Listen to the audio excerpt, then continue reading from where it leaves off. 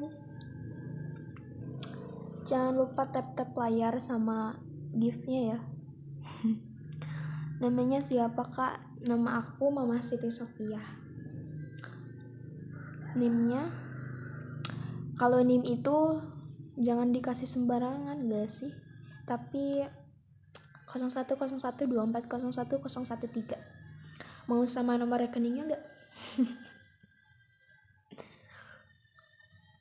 Kuliah di mana kak? Di STAI Dr. KHZ Mutakin Purwakarta yang ada di Ciwareng, Jalan Syekh Baing Yusuf. Program studinya apa? Prodinya Pendidikan Agama Islam yang S1 ya, soalnya di STAI ada S1, ada S2.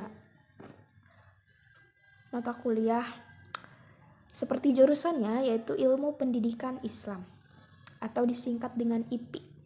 Dosen pengampunya Bapak Saipul Mukti MPD. Kok nugas sambil nge-live? Oh iya ya. Ya udah aku bikin versi formalnya aja ya. Jangan lupa tap layar dulu. Sama gift-nya ya. Ini ya udahan dulu mungkin ya nge-live-nya. Nanti dilanjut lagi. Dadah, terima kasih. Aku mau lanjut nugas. Assalamualaikum warahmatullahi wabarakatuh. Saya di sini tampil dengan gagah, dengan lebih formal, yaitu mengenakan jas alma mater dari STAI Dr. KHZ Mutakin Purwakarta yang lebih terbaru atau lebih tepatnya FAI. Baik, izinkan saya untuk memperkenalkan diri terlebih dahulu. Perkenalkan, nama saya Mama Siti Sofia dengan NIM 010124010113. Di sini saya akan memaparkan materi untuk memenuhi tugas ujian akhir semester mata kuliah Ilmu Pendidikan Islam dengan dosen pengampu yaitu Bapak Saipul Mukti MPD. Izin Bapak, di sini saya akan menjelaskan beberapa materi yang sudah disampaikan oleh pemateri di waktu perkuliahan. Baik, yang pertama yaitu materi yang disampaikan oleh Ratu dan Cynthia, yaitu tujuan dan orientasi pendidikan Islam. Sebelumnya berdua ini bukan salah ya, lebih tepatnya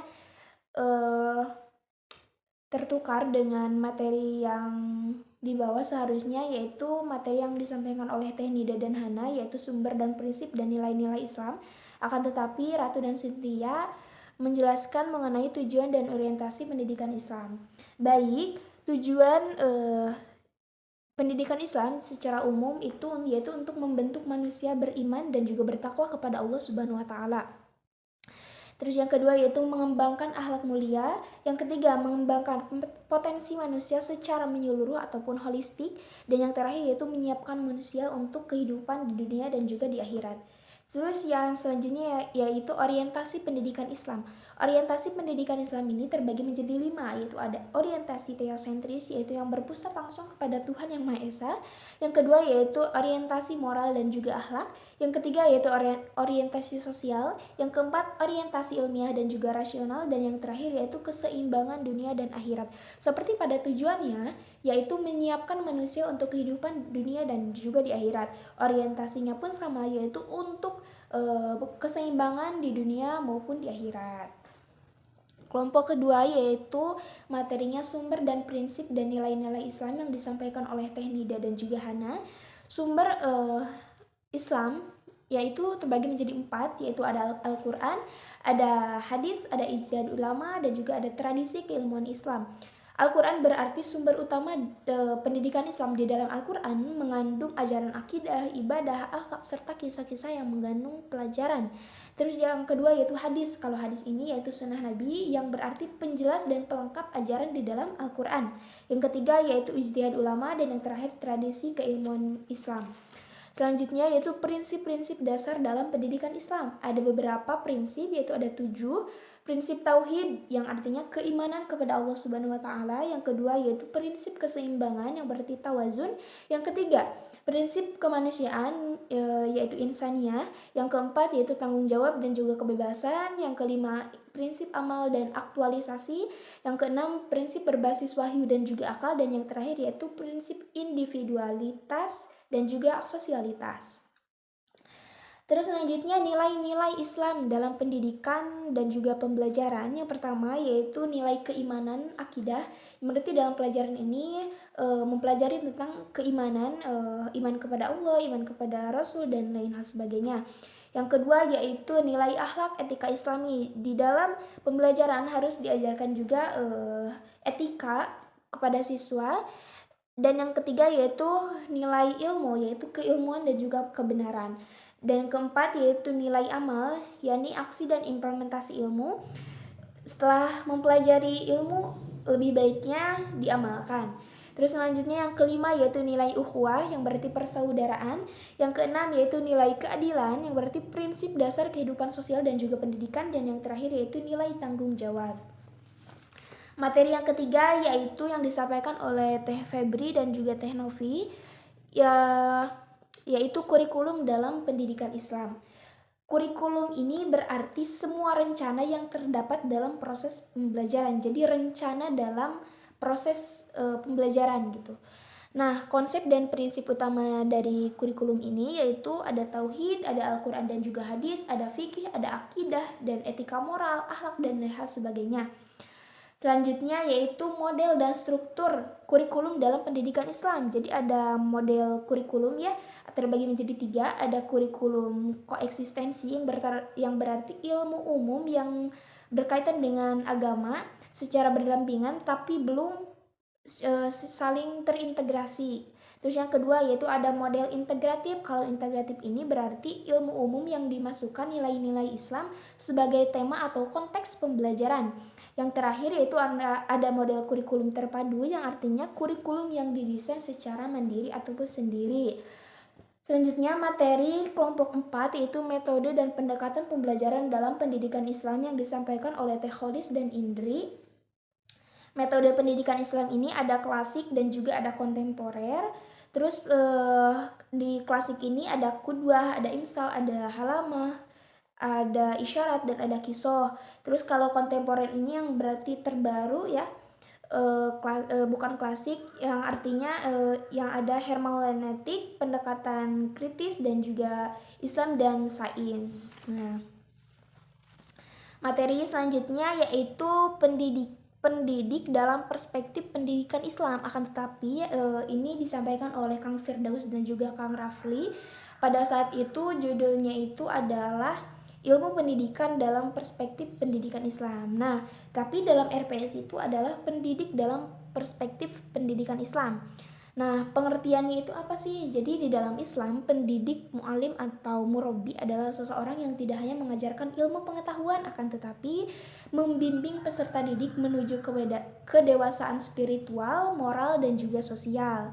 Tugasnya itu, jadi tugas seorang guru itu bukan hanya sekedar transfer ilmu ya, akan tetapi pembinaan akhlaknya juga, apalagi ini berkaitan dengan agama yaitu Islam.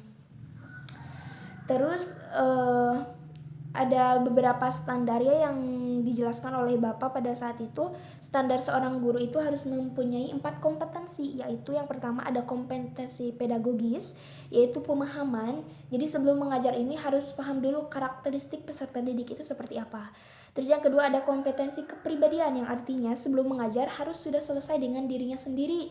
Jadi masalah sendiri itu jangan dibawa-bawa ke sekolah, jangan dibawa-bawa ke peserta didik gitu.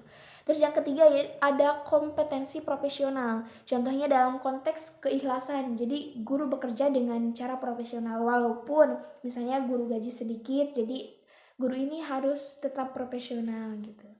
Dan yang terakhir yaitu kompetensi sosial. Nah, kalau kompetensi sosial ini yaitu jalin kerjasama dengan masyarakat, guru lain ataupun orang tua siswa gitu. Nah, materi selanjutnya yaitu dari kelompok 6 yang disampaikan oleh Teh Fani dan juga Teh Nezwatul Ulia. peserta didik dalam perspektif pendidikan Islam. Kalau tadi kan pendidik, kalau sekarang yaitu peserta didik dalam perspektif pendidikan Islam. Yang artinya dalam Islam peserta didik ini memiliki karakteristik dasar yang dikenal sebagai fitrah. Nah, fitrah ini adalah potensi dasar manusia yang mengarah pada kebaikan, ketauhidan, dan juga kecenderungan kepada nilai-nilai ilahiyah. Karakteristik peserta didik ini ada 5. Yang pertama yaitu memiliki fitrah ilahiyah atau suci gitu. Terus yang kedua yaitu memiliki akal sebagai sarana berpikir dan memahami ilmu. Pastinya seorang manusia ini berbeda dengan makhluk lain, yaitu diberi fitrah yang yaitu akal. Akal kita ini sebagai fitrah juga untuk kemampuan berpikir dan juga memahami ilmu, apalagi seorang peserta didik yang sedang mencari ilmu. Terus yang ketiga yaitu potensi ruhaniah atau spiritual. Yang keempat bersifat unik dan juga berkembang sesuai tahapan. Dan yang terakhir yaitu memiliki kecenderungan untuk belajar. Terus apa aja sih kewajiban peserta didik ini? Ya, yang pertama pastinya seorang peserta didik harus wajib menuntut ilmu, ke sekolah untuk menuntut ilmu. Terus yang kedua yaitu menghormati guru dan juga orang tua. Orang tua di sekolah yaitu seorang guru, maka peserta didik harus juga menghormati seorang guru yang sebagai orang tua ketika di sekolah. Terus yang ketiga yaitu mengamalkan ilmu. Setelah menuntut ilmu, baiknya lagi seorang peserta didik ini harus mengamalkan ilmu yang sudah didapat di sekolah maupun di tempat ilmu manapun. Terus yang keempat yaitu menjaga akhlak dan juga adab. Dan yang terakhir yaitu belajar dengan sungguh-sungguh. Terus materi selanjutnya yang disampaikan oleh Teh Syifa dan Robiatul yaitu lingkungan dan lembaga pendidikan Islam. Lembaga pendidikan Islam adalah institusi yang secara formal maupun non-formal menyelenggarakan proses belajar mengajar berdasarkan ajaran Islam. Itu lembaga pendidikan Islam. Selanjutnya, lingkungan pendidikan Islam. Apa sih lingkungan pendidikan Islam? Jadi, kalau lingkungan ini adalah segala kondisi atau suasana di sekitar individu yang berperan dalam proses pembelajaran nilai dan juga ajaran Islam. Kalau lembaga pendidikan Islam itu adalah institusinya, kalau lingkungan pendidikan Islam ini adalah segala situasi kondisi di lingkungan proses belajar mengajar gitu. Nah, ada lembaga pendidikan formal Islam yang pertama yaitu sering dikenal dengan madrasah di bawah Kementerian Agama Republik Indonesia, yaitu ada dimulai dari madrasah ibtidaiyah atau MI yang sebanding dengan SD, terus juga ada madrasah sanawiyah atau dikenal dengan MTS yang sebanding dengan SMP. Yang ketiga ada madrasah aliyah yaitu MA yang sebanding dengan SMA. Dan juga yang kedua ada sekolah Islam terpadu, yakni yang menggabungkan kurikulum nasional dengan kurikulum Islam. Terus yang terakhir ada perguruan tinggi Islam yaitu ada UIN, ada IAIN, juga ada STAI. Terus ada pendidikan non-formal dalam Islam. Yang pertama ada TPA atau TPQ, yang kedua majelis taklim, yang ketiga yaitu kursus bahasa Arab ataupun tahfiz, terus yang keempat ada pelatihan Islamiyah. Terus ada juga pendidikan pendidikan informal. Nah, kalau pendidikan informal ini berarti contohnya seperti orang tua yang mengajarkan anaknya untuk sholat duha, untuk berpuasa, itu pendidikan secara informal di dalam Islam. Terus yang materi selanjutnya yaitu dari kelompok 8 yang disampaikan oleh saya sendiri dan juga Agus Salim, yang berjudul evaluasi asesmen dalam pendidikan Islam. Nah, evaluasi ini secara etimologis berarti penilaian. Apa sih ciri-ciri dari evaluasi ini? Nah, ciri-ciri dari evaluasi ini yang pertama bersifat komprehensif. Terus yang kedua bersumber pada nilai-nilai Islam, namanya juga evaluasi asesmen dalam pendidikan Islam. Terus yang ketiga yaitu bertujuan membina. Jadi bukan dari evaluasi ini tujuannya itu untuk membina, bukan menghukum. Nah, di dalam teknik asesmen ini terbagi menjadi 2, ada teknik asesmen penilaian tes, ada juga penilaian non-tes. Kalau tes ini berarti tes tertulis, ada PG, ada esai, dan lain-lain. Terus juga ada tes lisan. Kalau tes lisan ini bersifat seperti hafalan dan lain-lain.